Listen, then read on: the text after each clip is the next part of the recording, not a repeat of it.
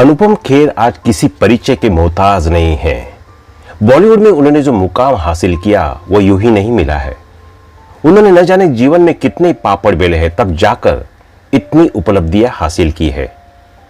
बॉलीवुड में अपने अभिनय के दम पर खास पहचान बनाने वाले अनुपम खेर आज 68 साल के हो गए हैं। 7 मार्च 1955 में अनुपम खेर का जन्म हिमाचल प्रदेश के शिमला में हुआ था। उन्होंने अपने करियर की शुरुआत 1984 के महेश भट्ट के निर्देशन में बनी फिल्म सारांश से की थी। अनुपम खेर पिछले 3 दशकों से हिंदी सिनेमा में अपना योगदान दे रहे हैं और अब तक वह हिंदी सिनेमा में लगभग 500 फिल्मों में काम कर चुके हैं। इन फिल्मों में ये थर्सडे, स्पेशल 26, दिलवाले दुल्हनिया ले जाएंगे, लम्हे, राम लखन, तेजाब और सौदागर उनकी कुछ यादगार फिल्में हैं। अनुपम खेर वैसे तो कश्मीरी पंडित है, लेकिन इनके पिताजी का नाम पुष्कर खेर था, जो कि वन विभाग में क्लर्क के पद पर कार्यरत थे, जबकि मां दुलारी खेर गृहिणी थी। अनुपम का अपने माता पिता से काफी लगाव रहा है, जो कि समय समय पर अब भी अनुपम के सोशल मीडिया के अकाउंट पर दिखता रहता है। अनुपम की प्रारंभिक शिक्षा शिमला के डीएवी स्कूल से हुई। इन्होंने पंजाब यूनिवर्सिटी से अपनी ग्रेजुएशन की। नेशनल स्कूल ऑफ ड्रामा से अनुपम ने अपनी पोस्ट ग्रेजुएशन की। इसके अलावा और इन्होंने थिएटर और ड्रामा में भी ग्रेजुएशन किया है। अनुपम के परिवार में मां दुलारी खेर, पत्नी किरण खेर और किरण का बेटा सिकंदर है, जिसे अनुपम ने अपना नाम दे रखा है। इसलिए सिकंदर भी खेर सरनेम का ही प्रयोग करते हैं और अनुपम अपने बेटे को बॉलीवुड में लाने का एक प्रयास भी कर चुके हैं। सिकंदर भी अनुपम और किरण की तरह ही अभिनेता है। किरण खेर के साथ अनुपम की दूसरी शादी है। इससे पहले इनका विवाह मधुमालती से हुआ था, जो कि एक अरेंज मैरिज थी, जबकि अनुपम किरण को कॉलेज के दिनों से जानते थे। लेकिन शादी से पहले दोनों सिर्फ अच्छे दोस्त थे। इन सब के अलावा अनुपम खेर के छोटे भाई राजू खेर भी बॉलीवुड में एक स्थापित अभिनेता है और राजू की पत्नी वृंदा खेर भी बॉलीवुड में ही है। अनुपम खेर का एक बेटा भी है जिसका नाम है सिकंदर खेर। इसे भी अपने कई फिल्मों में अभिनय करते देखा होगा। सारांश की शूटिंग के दौरान अनुपम खेर 28 साल के थे। कम ही लोग जानते हैं कि अनुपम अपने स्ट्रगलिंग डेज में मुंबई के रेलवे स्टेशन पर ही सो जाते थे। यहां उन्होंने कई रातें बिताई है।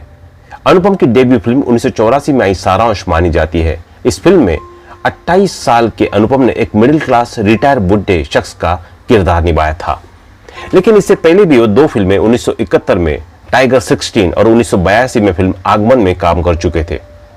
अनुपम खेर पहले एक्टर है जिन्होंने कॉमेडी रोल के लिए 5 बार फिल्म फेयर अवार्ड जीता है और उन्होंने बैक टू बैक 8 बार फिल्म फेयर अवार्ड जीते हैं। 1985 में हुई थी किरण और अनुपम की शादी। किरण और अनुपम की पहली मुलाकात चंडीगढ़ में हुई थी। वहां दोनों चंडीगढ़ थिएटर ग्रुप का हिस्सा थे। हालांकि 1980 में किरण चंडीगढ़ से मुंबई आ गई और यही उनकी पहली शादी बिजनेसमैन गौतम बेरी से हुई थी।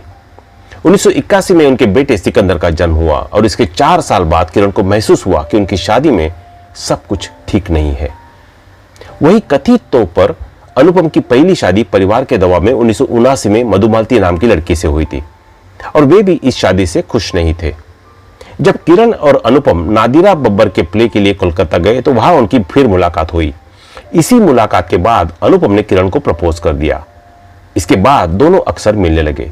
दोनों ने अपने पार्टनर से तलाक ले लिया और 1985 में शादी कर ली। अनुपम ने किरण खेर के बेटे को सिकंदर को अपनाकर उसे अपना सरनेम दिया। सिकंदर के साथ अनुपम खेर 7 मार्च 1955 को शिमला हिमाचल प्रदेश में जन्मे अनुपम को अक्सर बच्चों के साथ खूब खेलते देखा जाता है। बच्चों के लिए के टीवी पर अनुपम अंकल नाम से शो भी लगा चुके हैं, लेकिन असल जिंदगी में उनकी कोई औलाद नहीं है। खुद अनुपम खेर कई इंटरव्यू में यह बात कबूल कर चुके हैं कि उन्हें अपने बच्चों की कमी बहुत खलती है। 2013 में एक इंटरव्यू में अनुपम ने कहा था कि सिकंदर तब 4 साल का था जब ये मेरे पास आया और वह मुझे बहुत प्यार और सम्मान देता है। जैसा व्यवहार मेरे पिता का मेरे प्रति था वैसा ही मेरा सिकंदर के प्रति है। लेकिन यह कहना गलत होगा कि मुझे खुद के बच्चे की कमी नहीं खलती। मुझे कमी खलती है, लेकिन मैं कुछ कर नहीं सकता। मुझे कभी कभी अपने बच्चे के बड़े होने का आनंद याद आता है। मेडिकल हेल्प के बावजूद नहीं बन सके पिता। अनुपम और किरण ने कोशिश बहुत की, लेकिन उनका कोई बच्चा कंसीव नहीं हो सका।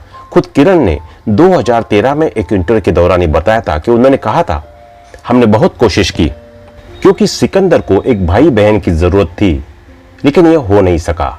यहां तक कि मेडिकल हेल्प से भी कोई फायदा नहीं हुआ। 405 करोड़ के मालिक है अनुपम खेर। अनुपम 1984 में आई सारांश से डेब्यू करने के बाद अब तक 500 से भी ज्यादा फिल्में कर चुके हैं।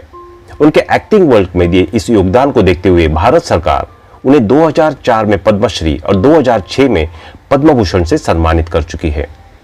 मीडिया रिपोर्ट्स के अनुसार अनुपम खेर की कुल संपत्ति 405 करोड़ रुपए है। उनकी सालाना इनकम तकरीबन 30 करोड़ रुपए है।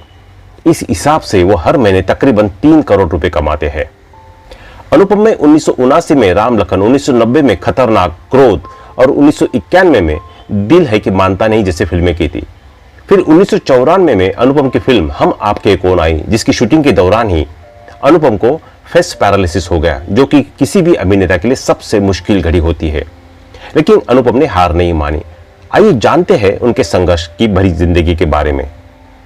अनुपम खेर ने जब अपने करियर में ऊंचाई को छू लेने में लगे थे तो उन्हें शारीरिक परेशानी का भी सामना करना पड़ा था। इसका खुलासा उन्होंने खुद किया था। इस बात के बारे में कम लोगों को भी पता है कि फिल्म हम आपके कौन के दौरान उनके फेशियल पैरालिसिस यानी उनका चेहरा पैरालाइज हो गया था, लेकिन इन्होंने इसका डटकर मुकाबला किया और हार नहीं मानी। उन्होंने बीमारी को शिकस्त देते हुए अपनी उड़ान को जारी रखा। डॉक्टर के मना करने के बावजूद उन्होंने फिल्म की शूटिंग नहीं रोकी और चेहरा बिगड़ने के बाद भी शूटिंग को नहीं छोड़ा और हर उस मुश्किल का सामना किया जो उनकी कामयाबी में रोड़ा बन रही थी। एक मीडिया इंटरव्यू के दौरान अनुपम खेर ने इस बारे में खुलकर बात की थी। उन्होंने बताया कि डॉक्टर ने उन्हें 2 महीने के सब बंद करने के लिए कहा था। उन्होंने बताया कि एक बार जब मैं अभिनेता अनिल कपूर के यहाँ खाने पर गया था तो उनकी पत्नी सुनीता ने कहा कि अनुपम, आपकी एक आंख झपक रही है। उस वक्त मैं अपने करियर में करीब 150 फिल्में कर चुका था और काफी पॉपुलर भी हो चुका था। उन्होंने आगे बताया कि मुझे लगा कि शायद थकान इसकी वजह है, लेकिन जब अगले दिन मैं ब्रश कर रहा था तो पानी खुद ब खुद मेरे मुंह से टपक रहा था। नहाते वक्त मेरी आंखों में पानी भी चला गया था। इसके बाद में यश चोपड़ा जी के घर गया और उन्हें बताया कि मेरा चेहरा लेफ्ट में कुछ ज्यादा शिफ्ट हो गया है। उन्होंने इस बात को मजाक में लेते हुए कहा कि डॉक्टर के पास चला जा, जिसके बाद मैं न्यूरोसर्जन के पास चला गया था। डॉक्टर ने मुझसे 2 महीने के लिए आराम करने के लिए कहा। डॉक्टर ने बताया कि आपको फेशियल पैरालिसिस है। उन्होंने बताया कि वह फिल्म जब हम आपके कौन की शूटिंग के लिए गए तो उस वक्त मैंने असिस्टेंट से पानी मांगा था, तो उसने स्ट्रॉ लाकर पानी दिया, तब मैंने पिया। तब मैंने सोचा कि अगर मैंने 2 महीने के लिए आराम किया तो जीवन भर डर कर रहूंगा, जिसके बाद मैंने आराम ना करने और काम जारी रखने का फैसला लिया और जिसके बाद उन्होंने शूटिंग को जारी रखा। अनुपम हमेशा रंगमंच पर सक्रिय रहे हैं और अभी भी उनका नाटक कुछ भी हो सकता है पूरे भारत में बहुत ज्यादा पसंद किए जाने वाले नाटकों में से एक है, जिसका कि फिल्म, टेलीविजन और यूट्यूब जैसे मंच के होते हुए भी इतना प्रसिद्ध होना अपने आप में एक बड़ी उपलब्धि है। इसके अलावा अनुपम निर्देशन और प्रोडक्शन का काम भी देखते हैं और अपना एक एक्टिंग स्कूल भी चलाते हैं। राजनीति से इनका सीधा कोई संबंध नहीं है, फिर भी अनुपम खेर देश के एक जिम्मेदार नागरिक के समान अपने विचार खुलकर अभिव्यक्त करते रहते हैं, जो उन्हें और लाइमलाइट पे ले ही जाते हैं।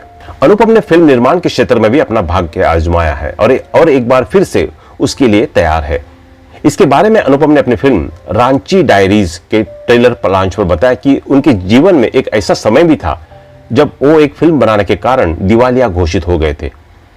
अनुपम ने बताया कि उनके पास तब 5,000 रुपए भी नहीं थे, तब उन्होंने कुछ भी हो सकता है नाटक किया था, जो कि पूरी तरह से उनकी असफलता पर ही आधारित है। इसके अलावा अनुपम ने कहा कि वो इस शहर में 37 रुपए के साथ आए थे और आज वो फिल्म के प्रोड्यूसर है, मतलब कि मेहनत को अपना लक्ष्य मिलता ही है। अनुपम ने 2005 में मैंने गांधी को नहीं मारा फिल्म का प्रोड्यूस किया था। उसके बाद अभी 2018 में आने वाली एक फिल्म रांची डायरीज उनके प्रोडक्शन में बन रही दूसरी फिल्म है। अनुपम ने 1994 में बंगाली फिल्म बरीवाली और 2009 में तेरे संग भी प्रोड्यूस की थी। 2002 में अनुपम ने ओम जय जगदीश फिल्म को भी निर्देशित कर इस क्षेत्र में भी थोड़ा अनुभव लिया। अनुपम ने देश विदेश में कई फिल्मों और टीवी सीरियल में काम किया है। इसके लिए उनको मिले अवार्ड्स के लिए भी देश की कोई सीमा नहीं है। अनुपम ने बॉलीवुड से लेकर हॉलीवुड तक कई तरह के अवार्ड्स जीते हैं। अनुपम को अब तक 2 फिल्मों के लिए नेशनल फिल्म अवार्ड मिल चुके हैं, जिनमें 1990 में डैडी फिल्म के लिए स्पेशल जूरी अवार्ड और 2006 में मैंने गांधी को नहीं मारा के लिए स्पेशल जूरी अवार्ड भी मिला है।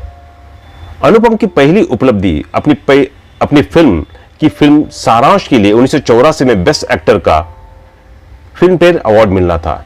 इसके बाद 1988 में बेस्ट सपोर्टिंग एक्टर का अवार्ड विजय फिल्म के लिए मिला, जिसने खेर के लिए आगे बढ़ने के रास्ते खोल दिए। 1979 में राव लक्कन के लिए बेस्ट कॉमेडियन अवार्ड, 1990 में डैडी फिल्म के लिए बेस्ट परफॉर्मेंस के लिए फिल्म फेयर क्रिटिक्स अवार्ड मिला। 1991 में लम्हे फिल्म के लिए बेस्ट कॉमेडियन का, और फिर 1993 में डर फिल्म के लिए काम के लिए बेस्ट कॉमेडियन का।